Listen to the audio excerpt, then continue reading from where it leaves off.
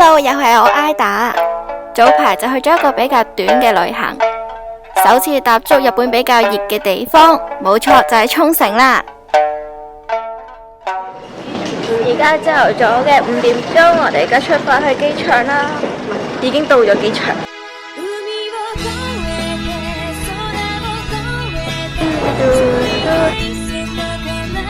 我得啦，在哪？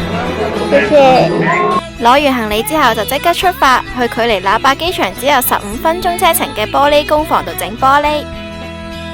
第一次整當然唔會揾啲咁高難度嘅嚟整啦，所以就揀咗一隻簡簡單單嘅碟。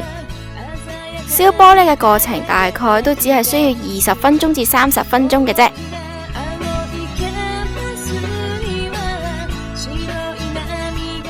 雖然同師傅係完全溝通唔到啊，雞同鴨講，但因為佢哋會親身指導我哋去整，所以失敗率幾乎係等於0噶。我隻碟成型啦，係咪好靚呢？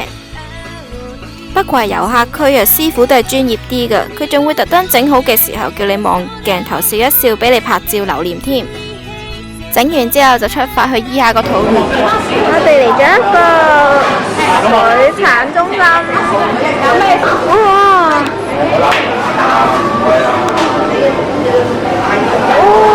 哇，幾錢隻？300yen隻咋？2本啊！哇！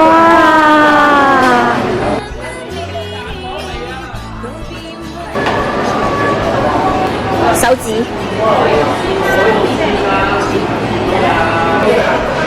係啊！女仔識買魚食啊！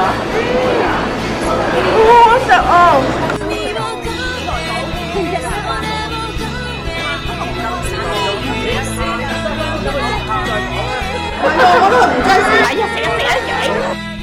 頭先餐晏就係咪好吸引呢？食飽都只係需要3000yen咋。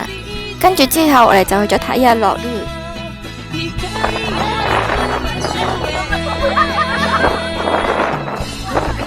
我哋嚟到沖繩嘅，都係未知係乜，係睇呢個海中展望塔。哇！除咗海中展望塔之外，沖繩嘅水族館點都要去睇下嘅。哇！哇！硬噶！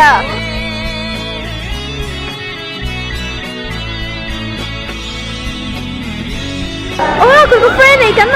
嚟緊佢哋。而家可以同佢哋有近距離嘅接觸，唔係接觸嘅，行過去啫。哇！好大條啊！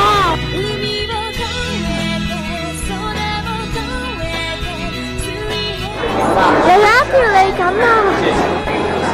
睇下，又出現咗喎呢隻嘢。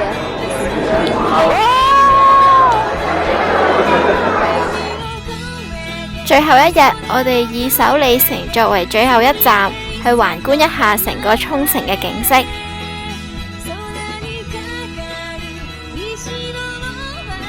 我嘅沖繩之旅就嚟到呢度啦，下次再同大家見面啦，拜拜。